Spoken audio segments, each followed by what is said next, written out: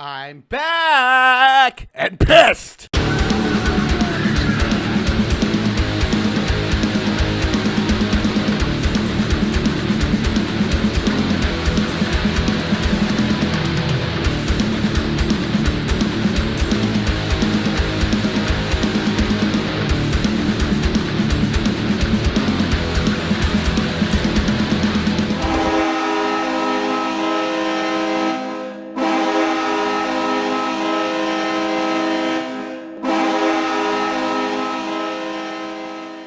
Islanders lose 4-3 in overtime. Have you ever seen a team look so uninterested in a hockey game before? I'll tell you one thing, these dudes did. Yes, they did. For a majority of the game, they actually looked somewhat good, but then in the third period, they just didn't care. They let Vancouver walk all over them the entire third period, and it wasn't until 30 seconds left in the third period that this team finally woke up and scored a goal to force overtime and to get a point. But did that help him come back and win? Absolutely not! Two more things were ineffective tonight. Actually, three. The power play. What else is new? The ability to finish. And Thomas Greiss. Like on the power play, these dudes are afraid to shoot the damn puck. The lack of finishing, they don't know how to control rebounds in the offensive zone. Hey, there's a nice juicy rebound. Maybe we should score on it. Maybe we can take advantage. Nah, let it play out. I'm sure someone else will get it. There's no way someone on the other team will get that rebound in our offensive zone. Most of the time, though, that's exactly what happens. The Islanders will leave a juicy rebound right in front in the offensive zone, and one of the defensive players of the other team will come and take it away. That's typical Islanders hockey nowadays. Goal-scoring void is still there. It has yet to be addressed for the last two off-seasons. Yes, Tavares left in the 2018-19 off-season. And yes,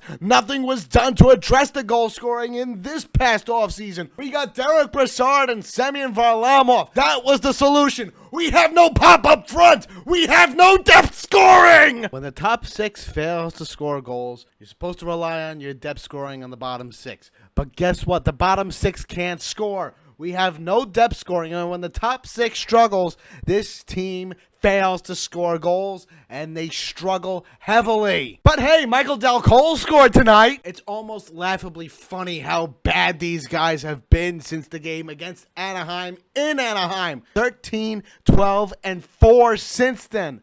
My God, these dudes have been literally leveling with 500 the past 29 games. That 17-game point streak, yeah, it's looking more like a memory now. It's not even looking like it's benefiting. The only thing it has done is just keep us barely in level and playoff positioning. But now it's looking like even a lost memory. This point streak is not going to help us much longer, especially if we keep giving up points like this. Make no mistake, Thomas Greiss didn't have his A game today. He didn't even have his B game. It was more like a C or a D game.